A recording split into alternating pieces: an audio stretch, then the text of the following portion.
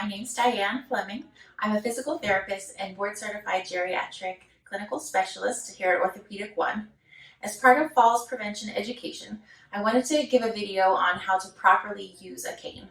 Many times patients will come in with a cane that they've bought themselves and not know how to use it or how to correctly fit it for their height. So that's what I'm going to go over today, is how to appropriately fit it, how to use it when walking, and then how to also use it when going up and down the stairs. When you're sizing a cane to you, it's ideal to have an adjustable one with the pull and click buttons. That way you can adjust the height. So when you pull it up to yourself, you want to stand tall right next to it with your arm down straight. You don't want to look down at it, but rather you want to stand up tall.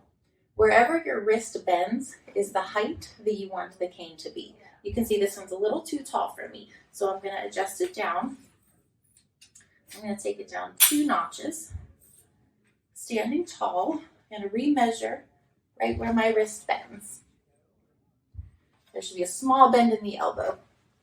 When you step forward, you want it to be moving with the leg that you want to help keep steady. So if you have, let's say, right knee pain or right knee or thigh weakness, you want to hold it in your left hand.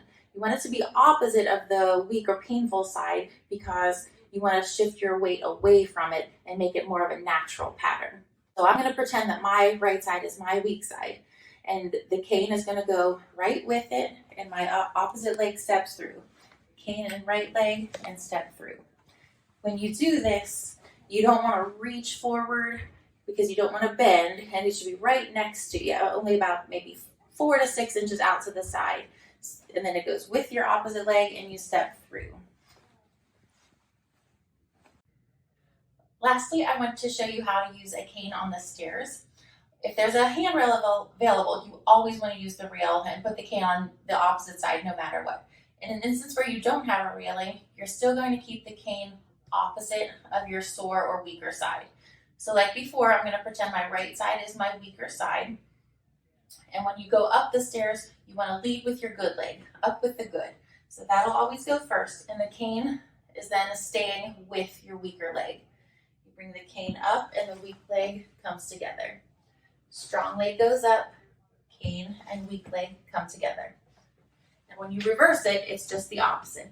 The cane is going to lead the way with your weaker leg, and then bring your stronger leg down to it. Cane, weaker leg, and then your stronger leg right down next to it. I hope you found this information helpful. If you have other questions, you can always feel free to consult a physical therapist.